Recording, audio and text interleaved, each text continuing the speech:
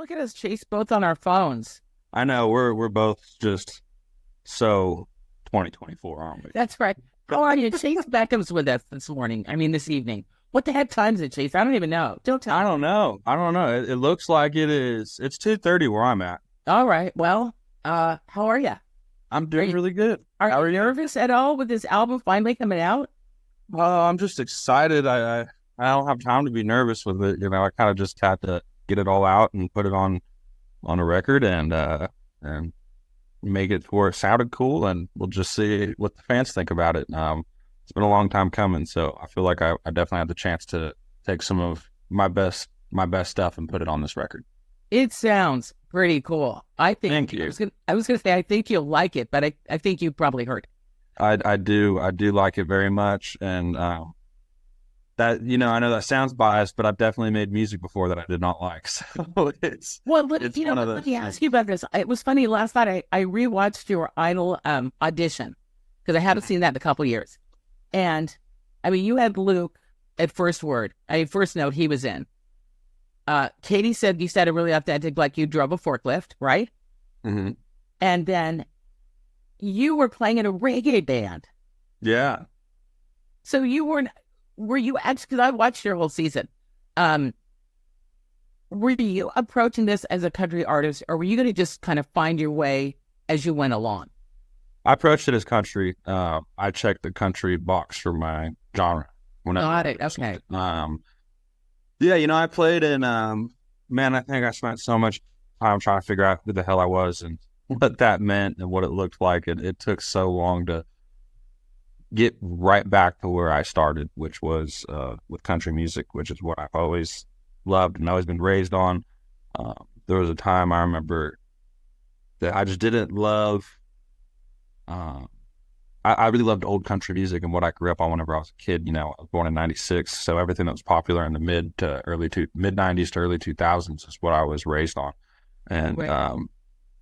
a lot of that stuff just it really took me back. And then got to a point where I was just I felt like I had to adventure out, try all this different stuff, and I wanted to be a punk. I think it started with punk rock. I wanted to do punk rock, and then I wanted to do hip hop. I wanted to be a rapper, and then I wanted to do reggae. And then I was like, maybe we'll do just more rock and roll. And after all that stuff burned out, I kind of just got back to songs. I think I heard a country song on the radio, like Alan Jackson, and it just took me back to being a little kid. And then, I dove into this whole of country music and never came out of it. Yeah. Well, I mean, your voice, I can see you doing rock, definitely. But I'm Yeah. glad that you went with country because, dude, it must be exhausting performing music that you don't really vibe with. That's my guess. Yeah, it's hard to, I don't think I knew like I said, it took me so long to figure out who I was and really just getting back to who I was in the beginning. And that was just a simple kid from a small town. And, my mom's from Oklahoma and whole family's from Oklahoma, and they were all, fresh from there whenever I was born. And, yeah, we just grew up on good country music and stuff that made me feel like home. So it took me a while to figure out that that's what it was for me, that it was always country music for me. And I remember the first time as an adult really like digging um, into like old George Jones and Hank Williams Jr. and guys like Vern Gosdin and listening to all these guys and listening to the steel guitar. And it did something to me. Like it Right. resonated to me in a certain way that nothing else has before.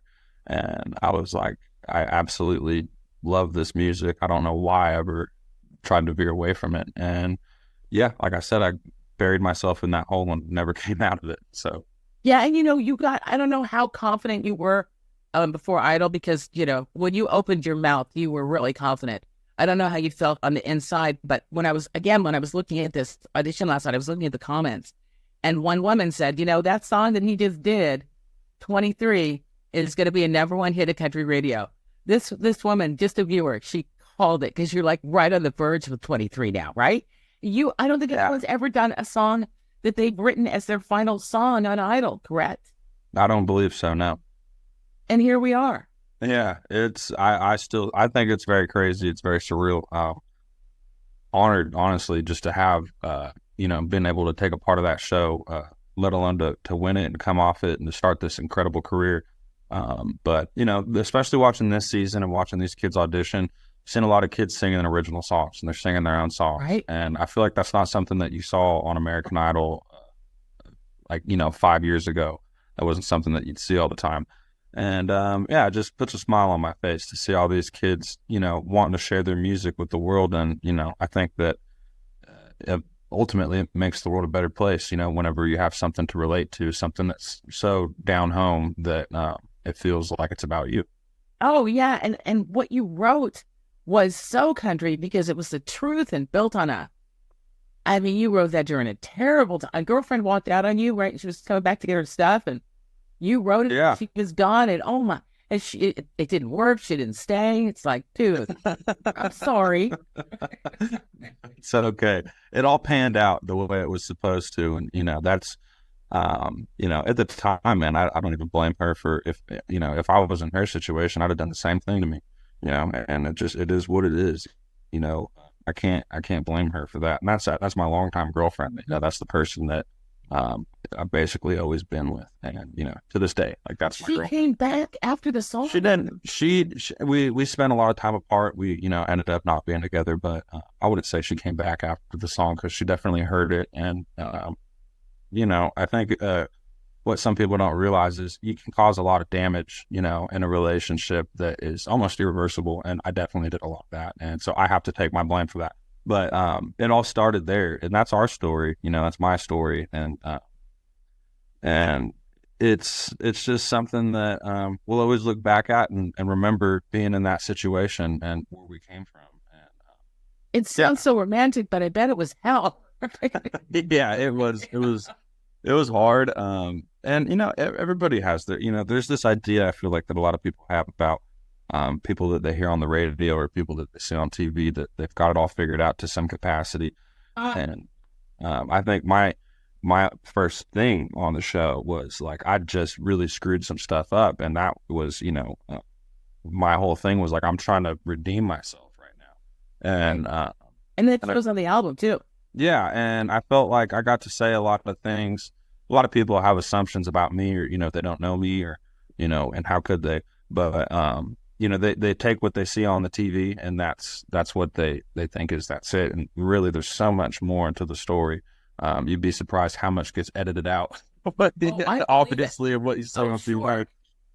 So it's just such a small part of the story, and I feel like with this record, I got to speak a lot about the things that I've had on my show. It feels so good to finally get this stuff. Well, it shows. It's really real. It's really gritty, but it's also there's a lot of fun in there.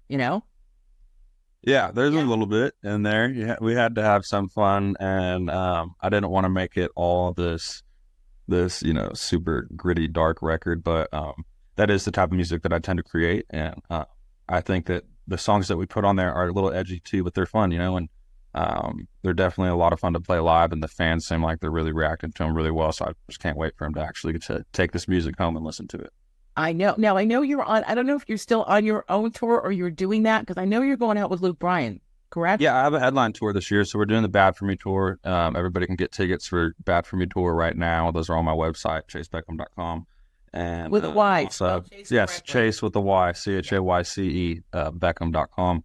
But yeah, we got all the touring dates up on there right now. Everything's on sale. We got tickets for all the shows, and in the midst of that, we will go and tour with our buddy Luke, and we're going to meet up with him starting off in Canada, and that'll be great. And then coming back down to wrap up his tour with some of the shows in the States. So it's exciting to get to do mine and, mix it in with Luke. And Luke has been such an advocate for me and, brings me out and lets me tour and open up for him. So it's an honor every time I get to do it.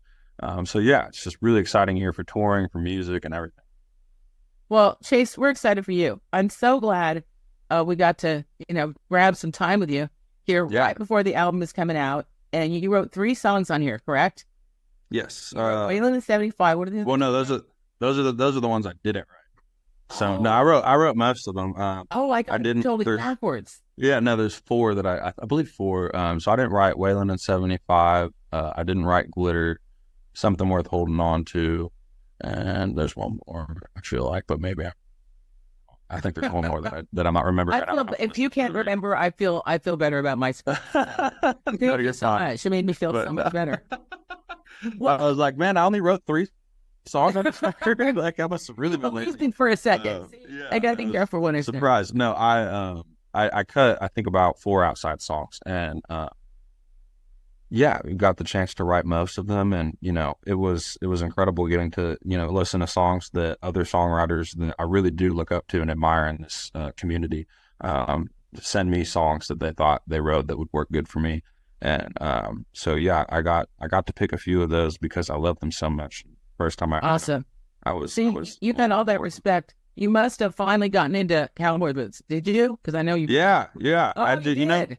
Boot Barn sent me while I was still on American Idol. Boot Barn sent me a really nice package of cowboy boots and some stuff, and um, that was really nice of them. And so they gave me my first actual pair. And I've worn boots before, but I never was wearing like cowboy boots. So these were a little bit different for me. But I got my first pair through them, and then they've given me quite a bit of boots throughout the career. So, and I bought a ton too. And now they're pretty much my daily drivers. But I wear the same pair like every freaking day. They just I don't know. I assume when I wear tennis shoes or sneakers, I feel like I don't want to like mess them up.